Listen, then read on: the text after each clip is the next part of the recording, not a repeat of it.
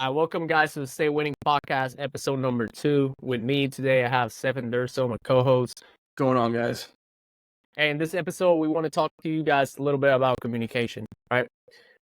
Without further ado, let's kick it off. So, Stephan, in your own words, man, how do you define communication? Yeah, so communication is both listening and speaking, understanding where a mission is or where you are, whether it's an operation or in business and life. You need to understand that the current tense that you're at, and then receive information two ways, right? The person speaking is sending information, the person listening is receiving information, and then creating clarity between both receipt and sending, right, is really the way to look at communication. Yeah, especially with the clear message, right? I think times that we're living now, everybody's running short on time, right? Especially when you're in charge of troops and everybody has their own thing going on, and everybody wants to save time. And in order to communicate effectively, your message has to be clear. Yeah. And for myself, I used to have a lot of issues with communication, especially English not being my first language. So even though I was trying to push out the right words, the message wasn't getting across, right? I was trying to accomplish something. I was trying to tell my subordinates to accomplish something, but it was a different language. It was a language barrier. So it was huge for me to, before I spoke to them, like, hey, I had to write down, what do I want to accomplish? How I'm going to fucking put those words together and then send the message. Because if not, I would have just been wasting time and the message wasn't going to get across. So in order to send an effective message, hey, the message has to be clear, right? Absolutely. Not only that, it has to have a purpose behind it, right? And in this case, like, you can call it what is the why on the fucking mission, on the communication part, right? Why are we doing this? So what are your thoughts on that? Well, the first thing is, right, despite language barrier, you led through action, right? And I know you, I know how you lead, and even if you couldn't find the word at the moment, right, by you doing an action and showing to your team and showing them that you had buy-in, that creates buy-in for your team. And then the other piece there is the why statement. When you lead with the why, it creates clarity for both you as the leader and your subordinates, or the ones that are going to have to accomplish the action. So if they have that shared understanding between two parties, that creates clear conversation. And then ideally, clear, concise, brevity is what we want to talk about, whether it's business, military, and just life in general, right? Absolutely. So I like how you mentioned the action part, right? I can totally relate to that, because when I joined the military, I didn't speak any English, right? And there's only one way I could improve myself in order for me to move to the next level, and it was by doing that through action, right? You have to do it So through action. what does that tells me? It tells me that communication is not only words, right? I had multiple, and during the military, it was multiple times where a lot of people were just talking, but they weren't doing, right? So including like peers, subordinates, and nobody listened to those people, right? People want to see action. It's not only words. It's like they want to see you preaching the message, but at the same time, they want to see you follow through with those words, right? And for those guys that are going through the same shoes that I went, it's like you might not be able to push the right words, but eventually they will see your actions. And if they see your actions, they will follow, right? Right. They'll see right through it. And I think it's important to lead by example, right? A lot of, even social media, right? That's how I lead. People are watching our stories and listening to our messages. But you and I are not just sitting back, taking notes. We're out there, we're at the range, we're out at the gym, we're out, bikes, scuba diving, we're out there, we're doing it. We're not just talking about it, we're being about it. And I think that is something really special that we want to provide through the Stay Living Foundation. That's what our mission is. That's what our vision is, because we're not going to say something that we're not going to do ourselves, or we're going to get our hands dirty as leaders, right? And that's huge. Action is huge there. I like how you brought the social media part, and that's exactly what it is, man. Like the posting every day, the the stories, the posts, the reels. It's not so much to post about the actual stuff that we're doing, right? It's like show you guys, hey man, we're literally we are doing exactly what we say we're doing, right? That's right. And it's a show of consistency. It's a show of discipline. It's like, hey, I said I was gonna wake up at this time, and I'm waking up. I said I was gonna work out, working out, right? And that's like huge with social media. I started posting. I avoided posting in social media for years, obviously being in the military, and now I started posting about 6 months ago when I transitioned out. And the amount of people that reach out and say, "Hey man, I like what you're doing," it's like inspiring me, and it's another way of communicating with people, right? Right. And that's the thing too, right? It's selfish when you don't post. And why do I say that? That sounds weird, but I say that because, when I post, whether it's my ice plunge, working out, it's not for me. It's to show people through example, right? You want to work on consistency, do an action. That's one area in my life where I wanted improvement this year. I wanted to be more consistent through action. That's why I'm doing all those ice plunges. That's why I'm doing, more endurance events, right? I'm looking at holistic fitness, right? I'm hitting cardio, I'm hitting endurance, I'm hitting weights, I'm hitting, functional fitness. And it's all of life. I'm not just focused on one tenet. I'm focused on all aspects of life. And I want to demonstrate that through social media, through actions. Even, and we're talking about, worldwide, really, we can have that impact. And, I had a conversation with a friend about this, and he said, like, look, if you don't post the things that you're already doing, you're being selfish. If you want to help change people, show them, lead them through example. And that's complete change of mindset for me. Yeah, 100%, man. And it's so easy nowadays that how can you influence people? You don't even have to be present with them, and they just by looking at the stuff that you do, the stuff that the way you live, you're changing other people's thoughts, you're changing other people's mindset. Right. So that was huge. And another topic that you mentioned is the why behind the stuff that we're doing or the stuff that you do, right? And with communication, I think that's highly important as well. It's like when you're trying to communicate a message, it's important that you communicate the actual purpose of the message. Why are we doing this, right? You can call it the why statement or the actual purpose. It's like when in the military in the young days, every private, when we were privates, right? You're always asking your team leader, why the fuck are we doing this, right? And as a failed leadership, right? If your people are just doing stuff and not knowing the why or the purpose behind them, like you have a communication problem. Just when you start providing the purpose on the stuff that we're doing, the purpose on the actual mission, the purpose of the stuff that you're telling him to do, the questions are still are gonna stop coming. So I think that was huge when I was young in the military. I was including myself. I was always asking my team leaders like, why are we doing this? Why?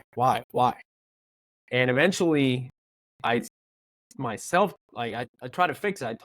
Started telling people it's like this is the reason why we're doing this. It might suck. It might sound gay. It might sound stupid, but we're gonna fucking do it because this is the why. There's a why statement. And when you're in charge, it doesn't matter if you like the why or not. Like sometimes you have to do it. You're in the military, right? What are Yeah. your thoughts on that? And even so, it creates buy-in, right? If you have to do a complex mission, like for example, that's combat and that's garrison. And we talked about this last time during COVID. I was a COVID commander for my battery, and we had to do different tasks, different requirements. But when I talked to my platoon sergeants, I would kind of explain to them this is why we need to accomplish this task, right? I gave them the purpose behind the mission. If I was brought into the mission as the leader, when I talk to my lieutenants, when I talk to my senior NCOs, they understand the reason. So then when the rubber meets the road, down at the squad platoon level, now they know why, and they can then take ownership of that example, right? And I think COVID, we all have scar tissue from COVID, right? I just happen to be a commander there during that, and that was huge because really, instead of training, well, for combat, we're training in admin and trying to keep combat readiness. Oh, and by the way, our brigade was the first brigade to go to freaking JRTC, which is down in Fort Polk for a brigade combat team to train up before a big exercise, right? We were the first ones to do it, and really, it's shared understanding and shared hardship to kind of get through that experience. So that's a good one right there. That brings a good point. Like when you're doing like some dumb shit, right? And you have to explain people why we're doing it, right? And Right. people are looking at you like you're not making any sense. And I've been through this myself. I've been in the position where I question the leadership as well, right? Like you mentioned during COVID, I can't imagine you telling people this is what we have to do. We have to wear a mask in the chow hall or wearing a mask during a training exercise, and people are looking at you like you're retarded. And that's the burden of leadership, right? It's just like we have to do it because there's no way around it. Like you can only explain so much, but when you explain the whys, we have to make sure we're putting the purpose behind it, right? It's like if we just tell the individual, it's like you're doing this just because I tell you to do it, eventually gonna stop doing it, and they're not gonna get the message, right?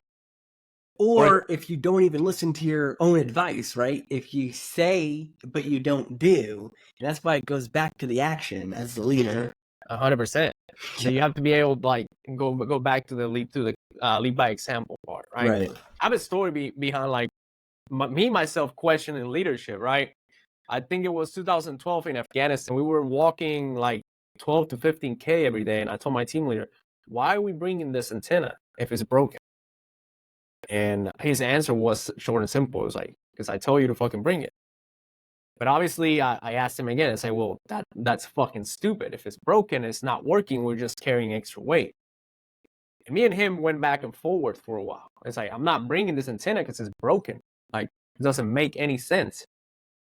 And obviously, the message escalated, the situation escalated, and another people got involved and told me, "Hey, we have to do it because so on and so forth. Hey, there's a reason behind it." And the reason they explain it, well, in that case, it didn't make sense to me, and it was one of those situations where, hey, we still have to fucking bring it, but at least I knew the reason why we were right.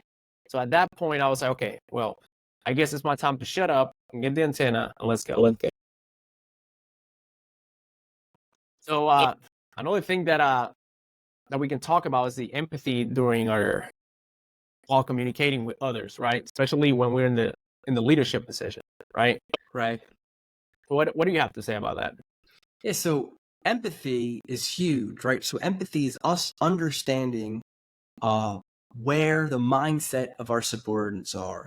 So we can understand how they might feel about a situation, but if we put their needs first, explaining right through action, right, through understanding, right, and mutual understanding, empathy will help make a decision for the better of the team. And if you can lead with empathy on a difficult decision, and you can show how it will be for the betterment of the team and the organization, that's going to be the way to look at empathy.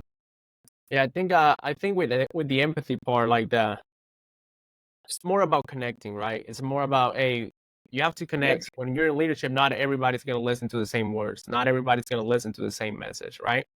So you have people from different culture, different ages, different education, different backgrounds. So you have to be able to tailor your leadership according to the individual, right? I'm not saying you have to change the person you are, but you have to be able to understand who you're talking to, right?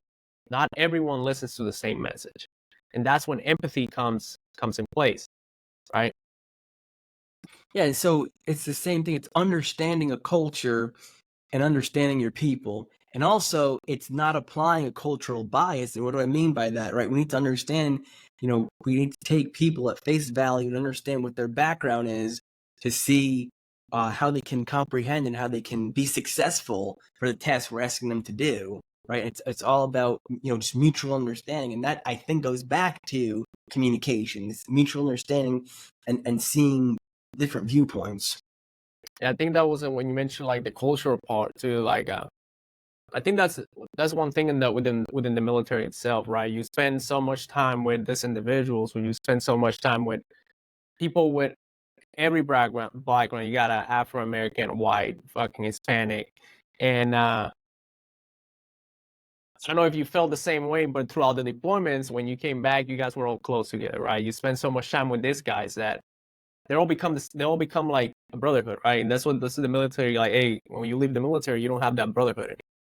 But it really has an impact, the amount of time that you spend with these people. So you start connecting with them, you start communicating differently, right?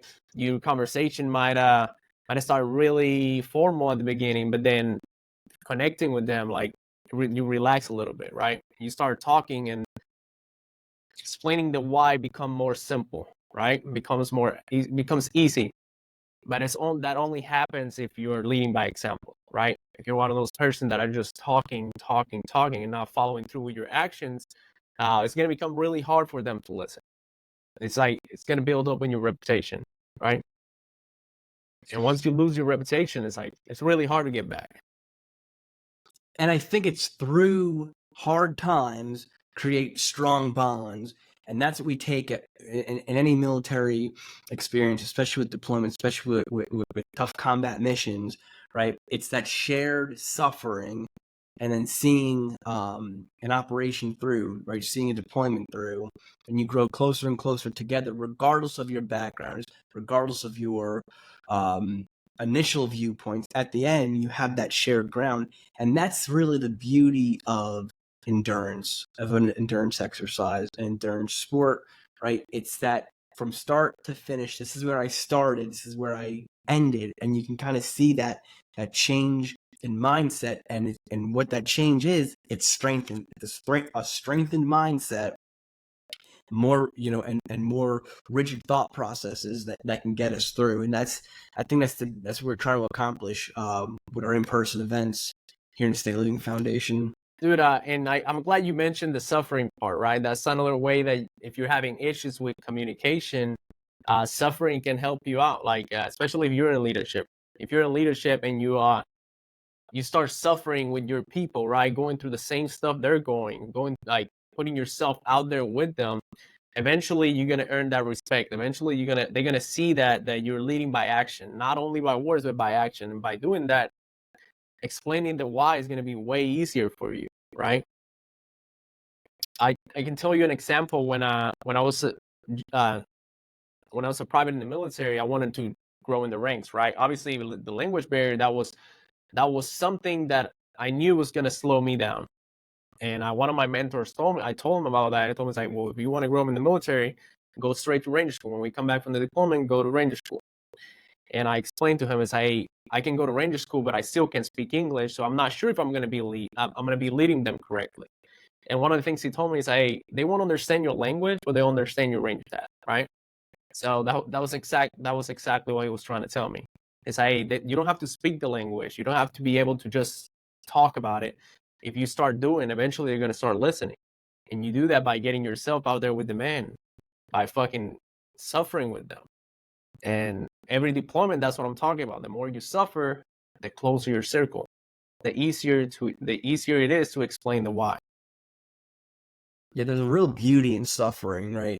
Through a hard time, you can have that connection, and then at the time it might be scary, it might be intense, it'll be emotional, but looking at it, and again, it's like the transgression, right, from start, during to end, and you can see that emotional connection, you can see that spiritual connection, and that's what it comes back to, right? And that's, again, a special bond that we have in the military that we want to kind of bring back to kind of strengthen and honor those aspects, those attributes. I think you mentioned as well earlier a statement about brevity, right? The communication being, especially in the line of duty that you are, right? You're speaking to different assets through radios, and you have to be quick, right, deliver a short message. What can you tell me about that? Yeah, so whether in a combat situation, training situation, right? It's all about understanding the commander's intent, right, and then relaying that message in a short, concise frame to the asset that we're working with, whether it's artillery, whether it's attack aviation, fighter assets, right? And then the action is then whether it's the weapons release, whether it's the show of force, use of artillery, but that is a way that we can communicate through short, concise brevity, showing the commander's intent, and then the action being the effects on the target. And that's what we're trying to accomplish as a fire supporter, right? Working in conjunction with the infantry, right? Or my time in special operations, working with the ground force commanders, right? We're accomplishing a mission using assets and then talking through, different teams and then using different systems to accomplish the desired effects, on the enemy. And I'm glad you mentioned the part short and concise, right? You're speaking to an air asset, you're speaking to an individual, you're trying to accomplish a fire mission, you have to be short and concise, right? And we go back to the tailoring your leadership to the individual. When you go home and you're talking to you're not at work anymore, you have to talk to your family. Maybe short and concise is not what they're looking for, right? They're trying to engage in a conversation, you're trying to elaborate, and that's something we can dig into, right? Yeah, that's Especially emotional coming intelligence, from like right? That's the emotional intelligence, knowing your team, knowing your audience, right? Because obviously, the way you talk at work, you might not want to talk with your wife or your kids, right? Knowing your audience, right, and then applying that emotional intelligence is the biggest thing we need to do as a leader. Yeah, especially when you have like you've probably been gone like I don't know months at a time and doing training exercise for the deployment. The last thing you want to do is get home and start like having a conversation. All you want to do is like lay back, it's like let me process this, right? And that's probably not the right answer, especially when your family's been waiting for you all day or your family's been waiting for you like for months. But that's something that we can understand each other, but they might not be able to understand, right?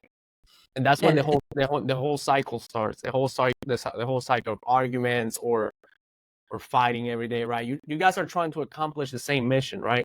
Right. What's going on is like there's a break in communication, right?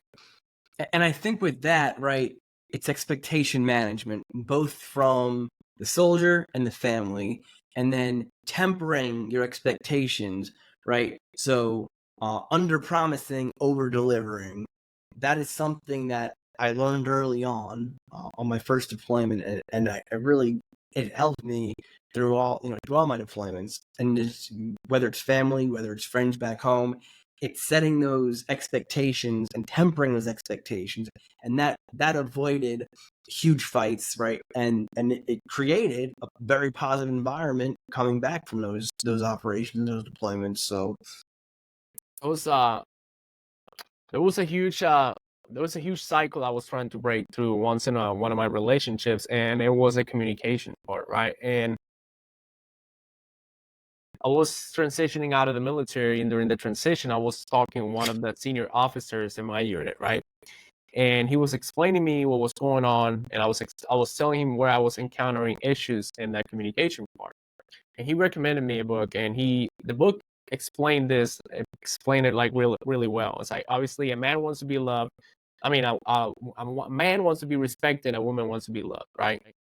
And one cannot happen without the other one, right? I'm not a relationship guru or anything, but the book breaks it down like extremely good, right? One cannot happen without the other one. So one of you guys, an individual is gonna have to start doing it, right? And that's probably should be you. Like if you're the leader in the fucking family, you should be start doing that. And it starts by communicating properly, right? It starts by you tailoring your leadership, your communication style to the individual you're talking to. You can't go straight from I was just in a training exercise and a combat operation. I'm gonna go home and communicate the same way at my house. It's not gonna work. So I think that was one of the main things when it comes down to tailoring your communication style to the individual you're trying to target. And it's like knowing your audience. Exactly. Well, it was a good conversation, man. I appreciate your time and look forward for the next episode. Yeah, I'll see you in the next one, man.